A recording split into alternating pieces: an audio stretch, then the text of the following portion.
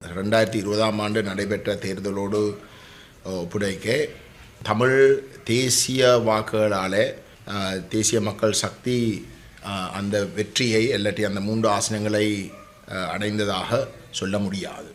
எம்மை பொறுத்தவரையிலே 2020 ஆண்டு நடைபெற்ற தேர்தலிலே EPDP அமைப்புக்கும் ஸ்ரீலங்கா சுதந்திர கட்சி யாழ்ப்பாணத்திலே அங்கஜன் ராமநாதன் அவர்களுடைய தலைமையிலே போட்டியிட்ட பொழுது கிடைத்த வாக்குகளுக்கும் விட குறைவான வாக்குகள் பெற்று இன்றைக்கு 3 ஆசனங்களை தேசிய மக்கள் சக்தி பெற்றிருக்கின்றது.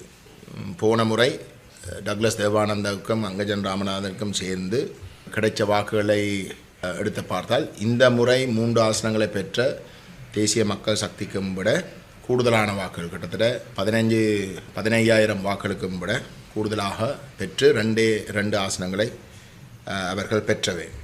தமிழ் தேசிய வாக்குகள் என்று பார்க்கின்ற பொழுது போன முறை கிடைத்த வாக்குகளுக்கு சற்று குறைவாகத்தான் இந்த முறை தமிழ் மக்கள் வாக்களித்திருக்கின்றார்கள். அதுக்கு பிரதான காரணம் அந்த வாக்குகளில் கணிசமான வாக்குகள் நிராகரிக்கப்பட்ட வாக்குகளாகவும் காணக்கூடியதாக இருக்குது. ரெண்டாவது, அந்த வாக்குகள் பல தரப்புகள் மட்டத்தில் விசேஷமாக பல கட்சிகள் இருந்து பிரிஞ்சு சுயேட்சை குழுக்களாகவும் வேறு அணிகள் உருவாக்கப்பட்டு இந்த முறை தமிழ் தேசியம் என்ற கோட்பாடு ரீதியாக பேசின தரப்புகள் பல தரப்புகள் மட்டத்தில் அந்த வாக்கு பிரிஞ்சதால் அந்த முடிவுகள் இன்றைக்கு ஒன்றொன்றாக பிரிஞ்சு காணக்கூடியதாக இருக்கின்றது.